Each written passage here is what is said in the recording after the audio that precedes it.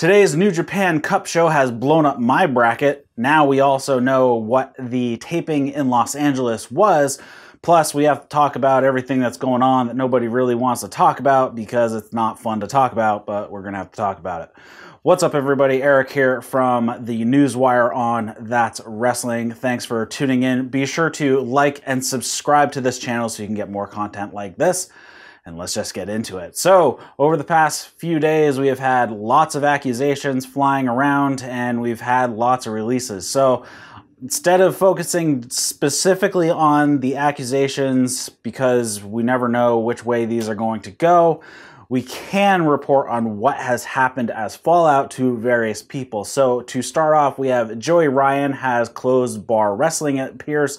He's also been released from Impact. We have Mark Adam Haggerty. He has been released from MLW. Jack Gallagher, we have being released from WWE. Cabald, he is released from Shakara. We have Inspire Pro Wrestling has ended their relationship with Andy Dalton. Travis Banks and Ligero are no longer working with Progress. Jimmy Havoc from AEW has been sent to rehab to deal with mental health and substance abuse issues, and his status will be evaluated by the company after he completes rehab. We also have NWA has let Dave Lagana go.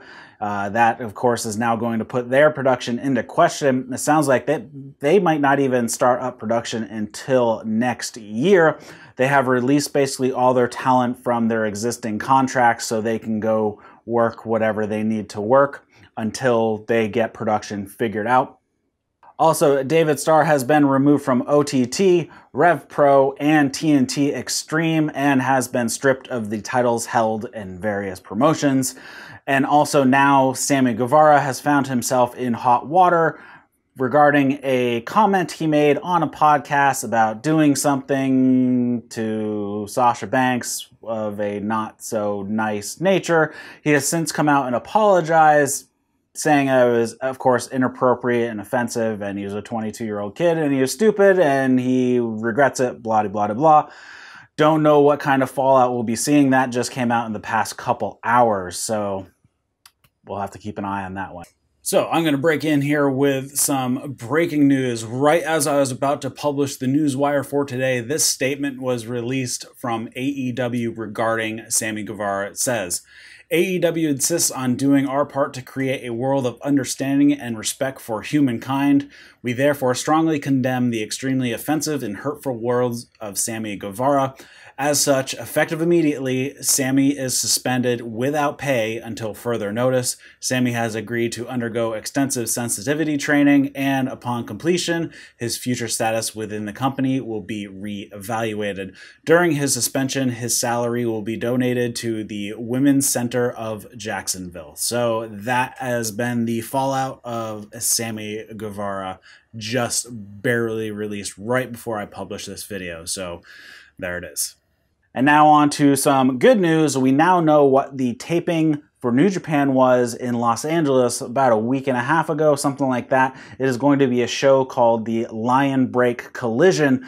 They filmed that, and there were people such as Rocky Romero, Jeff Cobb, and TJP in attendance, as well as up-and-coming young Lions, Clark Connors, Alex Coughlin, and Carl Fredericks, as well as the former MLW champion Tom Lawler. And this is going to air Friday nights at 10 p.m. Eastern Time from the 3rd through the 24th of July over on New Japan World. So that's going to be interesting, going head-to-head with 205 Live, if anybody actually watches that show still.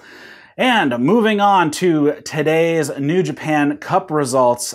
Very good show, I thought. There was 5 matches. There was a tag match in the beginning, and then we had the 4 cup matches, and I thought they were all pretty solid, all pretty fun to watch.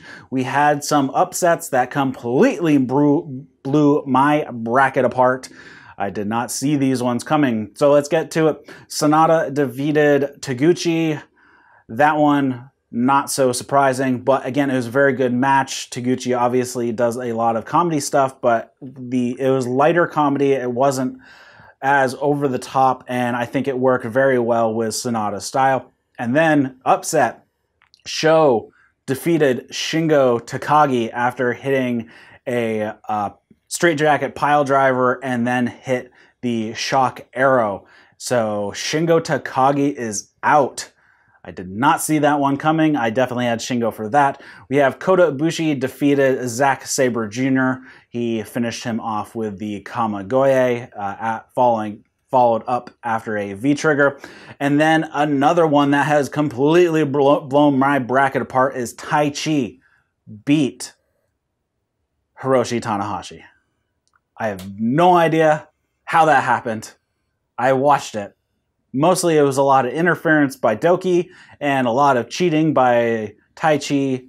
But yes, he beat Hiroshi Tanahashi. So my bracket is completely blown up after those two, with Sho defeating Shingo Takagi and Taichi beating Tanahashi. So was not expecting that at all. The New Japan Cup continues on tomorrow, night 4. We're going to have Yoshihashi versus Tenzan. I'm guessing Yoshihashi's going over on that one. We have Yo versus Bushi. Given that Sho won, I'm really up in the air on this one now. I'm going to go with Yo, though. And then we have Kojima versus Evil. I'm going to take Evil on this one. And then we have Hiroki Goto versus Yujiro Takahashi. I'm going to go with Goto on that. So we will see how it goes. And then we, again, have another Cup show on Wednesday. So we'll go over the lineup tomorrow on the Newswire. So that is all I have for you today. Thanks for tuning in. Be sure to subscribe to this channel so you can get more content like this. It really helps out. Share it around if you would like the video, and I will see you next time on the Newswire, and that's wrestling. See you later, guys.